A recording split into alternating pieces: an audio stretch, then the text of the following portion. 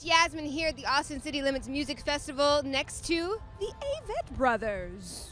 How y'all doing? Hello, we're fine. Great. How you doing? I'm very good. I just want to congratulate you guys on the success of the Carpenter. Thank you. You were recording the Carpenter. Was most of it sort of like pre-written material that you guys kind of had banked, or was it stuff that you were consciously working on for the new album? We developed everything that we Wow. brought. Some of them were younger songs that had been developed more recently. Some of them were very, very old songs, like 5, 7 years old, and had been attempted to be recorded several times. But for the most part, when we go into the studio, not entirely, but we try to have all of the writing and the emotional inspiration already hashed out. Yeah. You know, sometimes, always things happen in the studio, but emotionally, inspirationally. But we try to have most of that hashed out so we can perform. Yeah. That way we can deal with only the emotional side of performance rather than of creating the thing as well. Yeah. Because it just having that kind of pressure in there is not healthy for us. We maybe need to be at like I maybe need to be at my kitchen table like working on a song. Maybe not like in a studio with everybody like looking at us and thinking, oh, we're paying this money for the studio. We got to finish the song like that. That's really unhealthy as well. So yeah, we go in with stuff 90% finished probably. Oh, if not cool. more. Why did you call the album The Carpenter? The concept of the album, the title, The Carpenter, was based on something that our bass player said to Seth. This year we went through a very difficult experience with his daughter's health and an illness that she fell with and has been struggling with, cancer.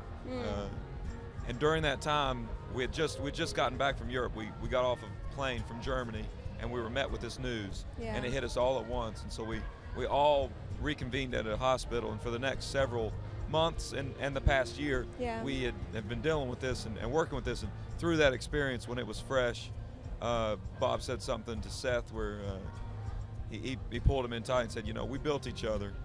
We basically have made each other who we are, and now I think more or less what was happening is now it counted. Yes. Who we were and who we were to each other and how we needed each other, and everything was changing rapidly. And those things were said to Seth, and a light went off. He said, we were just having quite a moment in the hospital, and he said, I am who I am because of y'all. And I said, well, we are who we are because of you. And then we were just basically agreeing that we sort of built each other because us three, me and Scott and Bob, we hit the road together, very much us versus the world kind of deal in the very beginning 11 years ago. Yes. So anyway, right in that moment, I just started the gears started turning about what we were talking about, us building each other. And after that, I started thinking about all the parallels between construction, deconstruction, and how that applies to all kinds of things, and even in the themes of the songs. And there's some literal references to building in some of the songs that it all made sense as carpentry work in one form or another. Yeah, well, that's beautiful. Sometimes, you'll be making music, but then one song will become ginormous, or an album like I Ain't Loving You, for instance, is a really great example of that. Did that sort of change your approach to making your newer material, the success of that? Not so much. Yeah, not the success of it. The process of making it certainly changed our approach. Yeah. But as far as a rise in popularity didn't change it much.